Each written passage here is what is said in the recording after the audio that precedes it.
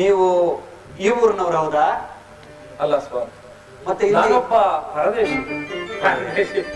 ಪರದೇಶಿ ಅಂದ್ರೆ ಬೇರೆ ಊರಿನವರು ಅಂತ ಕಣ. ದಿಕ್ಕು ದಶೆ ಇಲ್ಲದೆ ಹಾ ಚೆನ್ನಾಗಿದೆ. ಅನ್ಯ ದೇಶಿಕ ಇಲ್ಲಿ ಪರದೇಶಿ ಎಂದರೆ ಪರದೇಶದವನು ಎಂದು ಇಲ್ಲೇ ದಿಕ್ಕು ದಶೆ ಇಲ್ಲ, ದಿಕ್ಕು ದಶೆ ಇಲ್ಲದವನೇ ಆಗಿದ್ದೇನೆ. ಇಲ್ಲಿ ಬಂದು ಕೂರಲು ಕಾರಣ ಅರಣ್ಯದಲ್ಲಿ ಮಾರ್ಗವನ್ನು ತಿಳಿಯದೆ ಅನೇಕ ದಿನಗಳಿಂದ ಕಷ್ಟವನ್ನು ಅನುಭವಿಸಿದಂತಹ ನಾನು ಅನ್ನ ನೀರಿಲ್ಲದೆ ಆಯಾಸವನ್ನು ಹೊಂದಿದೆ. ಬೇಟೆಗಾರರ ಸಹಾಯದಿಂದ ಮಾರ್ಗವನ್ನು ಕಂಡು ನಡೆದು ಬಂದ ಆಯಾಸವನ್ನು ಪರಿಹಾರ ಮಾಡಿಕೊಳ್ಳಬೇಕು ಅಂತ ನಿಮ್ಮ ಅಂಗಡಿಯ ಜಗಲಿಯಲ್ಲಿ ಶ್ರಾಂತಿಗಾಗಿ ಕೊಡ್ತೆ ಸ್ವಾಮಿ. ಆನಂದವಾಗಿ ನಿದ್ರಿಸಿದೆ. ನಾನು ಕುಳಿತಿದ್ದರಿಂದ ತಮಗೇನಾದರೂ? ಅಯ್ಯೋ ಛೇ, ನೀವು ಕುಳಿತಿದ್ರಿಂದ ನಮಗೇನು ತೊಂದರೆ ಇಲ್ಲ. ನಿಮ್ಮನ್ನು ನೋಡಿದ್ರೆ ಯಾಕೋ ಅನಿಸ್ತಿದೆ. ಊಟ ತಿಂಡಿ ಏನಾದ್ರು ಆಯ್ತಾ? ಇಲ್ಲ ಸ್ವಾಮಿ. ಈ ಊರಿನಲ್ಲಿ ಯಾರಾದ್ರೂ ಗುರುತು ಪರಿಚಯದವರು? ದೇಶ ಪರಿಚಯವಿಲ್ಲ, ದೇಹದೊಳು ಬಲವಿಲ್ಲ. ಅನ್ಯ ದೇಶ. ಮೂರ್ತಿ, ಇವ್ರನ್ನ ಮನೆ ಕರ್ಕೊಂಡು ಹೋಗೋಣ. ಯಾವ್ದೇ ಕಾರಣಕ್ಕೂ ಬೇಡ ಮಾಮ. ಯಾಕೆ ಬೇಡ? ಇವ್ರನ್ನ ಯಾಕೆ ಮನೆ ಕರ್ಕೊಂಡು ಹೋಗ್ಬೇಕು? ಯಾತಕ್ ಬೇಡ? ಯಾತಕ್ ಬೇಡ ಅಂದ್ರೆ ಹೆಣ್ಮಕ್ಳಿರ ಮನೆಗೆ ಬೇರೆಯವ್ರನ್ನ ಅನ್ಯ ದೇಶದವ್ರನ್ನೆಲ್ಲ ಕರ್ಕೊಂಡು ಹೋಗ್ಬಿಡೋದಲ್ಲಿ. ನೀನಿದ್ದೀಯಾ? ನೀನ್ ಹೆಣ್ಮಕ್ಳಿರ ಮನೇಲಿ ನೀನಿದ್ದೀಯಲ್ಲ. ನಾನು ಈ ದೇಶ ಗುರುತು ಪರಿಚಯದವರು ಬಂಧು ಬಾಂಧವರು ಯಾರು ಇಲ್ಲ ಅಂತೀರಾ? ಯಾರು ಇಲ್ಲ. ಹಾಗಾದ್ರೆ ಬಂದು ಇವತ್ತು ನಮ್ಮ ಮನೇಲಿ ಆತಿಥ್ಯವನ್ನು ಸ್ವೀಕರಿಸಬಹುದಲ್ಲ? ಅಯ್ಯೋ, ಕಾರಣವಾಗಿ ತಾವು ಪ್ರೀತಿಯಿಂದ ಆಹ್ವಾನಿಸಿದರೆ ಖಂಡಿತವಾಗಿಯೂ ಬರುವುದು. ಇಲ್ಲ, ನೀವು ಹಾಗಾದ್ರೆ ಮೂರ್ತಿ ಇವ್ರನ್ನ ಕರ್ಕೊಂಡೋಗಿ ಆತಿಥ್ಯವನ್ನು ಕೊಟ್ಟು ಸ್ನಾನ ಸಂಧ್ಯಾ ವಂದನೆಗೆ ವ್ಯವಸ್ಥೆ ಮಾಡಿ ಊಟ ಉಪಚಾರ ಮಾಡಿಸು. ನಾನೇನಾದ್ರು ಮಾಡಿಸ್ಬೇಕ? ಹಾ, ನೀನ್ ಏನು ಮಾಡಿಸ್ಬೇಡ, ಅವರಿಗೆ ತೋರ್ಸು. ಸ್ನಾನದ ಮನೆಯನ್ನ ತೋರ್ಸು. ಮಾಡಿ ಅಭ್ಯಾಸ ಇದೆಯಲ್ಲಪ್ಪ, ನೀವು ತೋರಿದರೆ ಸಾಕು, ನಾನು ಮಾಡಿಕೊಂಡು ಹೋಗಿ. ಮಾಡ್ಕೊಂಡ್ಬರ್ತೀಯ. ಅವ್ರಿಗೆ ತೋರ್ಸು. ಹಾಗೆ ಹೋಗಿ ಇವ್ರನ್ನ ಮನೆಗೆ ಬಿಟ್ಟು ಲೋಲಾ ಎಲ್ಲಿದ್ದಾಳೆ ಹೋಗಿ ಕರ್ಕೊಂಡ್ ಬಾ.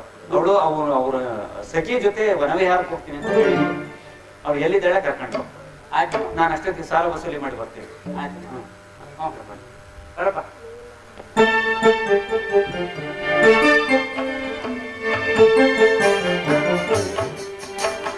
ಮನೆ ಕರ್ಕೊಂಡು ಹೋಗ್ತೇನೆ. ನೀನ್ ಅಲ್ಲೇನಾದ್ರೂ ಬಾಲಾಗಿಲ್ಲ ಬಿಚ್ಚಿದ? ಖಂಡಿತವಾಗಿ ಬಾಲ ಬಿಚ್ಚಬಾರ್ದು.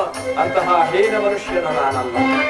ನೋಡಿ, ನನ್ಗೆ ಅನ್ನಿಸ್ತದೆ, ಆದ್ರೂ ಹೇಳಕ್ಕಾಗಲ್ಲ. ನಿಮ್ಮ ಹಾಗಲ್ಲ, ನಾನು ಗೌರವಸ್ಥ.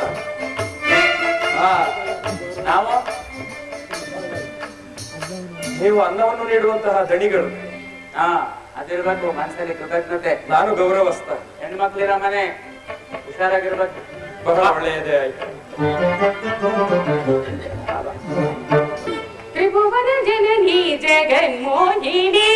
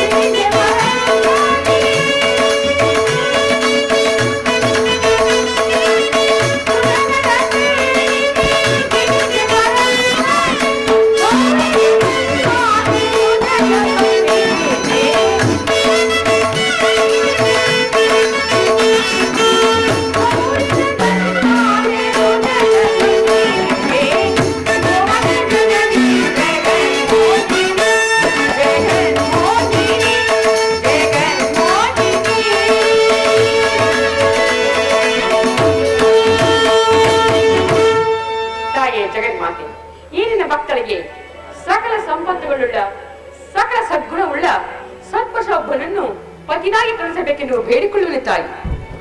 ಏನೆಂದು ಈಗ ಇಷ್ಟು ಸಮಯವಾದ್ರೂ ಕೂಡ ನನ್ನ ಸಖಿಯರು ಬಾರಲೇ ಇಲ್ಲವಲ್ಲ. ಇದು ಏಕೆ ತಡವಾಯ್ತು? ಹೊರಕ್ಕಾಗಿ ಹೋಗಲು ಕಾತುಗಾಗಿ ಕಾಯುತ್ತಿರುವನಲ್ಲ. ಅಮ್ಮ ನಮಸ್ಕರಿಸುವೆನು. ಬಾ ಅಮ್ಮ ಬಾ, ನಿನ್ನ ನಮಸ್ಕಾರವೂ ಹಾಗಿರ್ಲಿ. ಏಕಿಷ್ಟು ತಡವಾಗಿ ಬಂದೆ? ಅಮ್ಮ ನನ್ನ ಕಷ್ಟ ನಿನಗೇನು ತಿಳಿಯುವುದು? ಅಯ್ಯೋಯ್ಯೋ ಪಾಪ, ಅಂದ ಕಷ್ಟವೇನಮ್ಮ ನಿನಗೆ?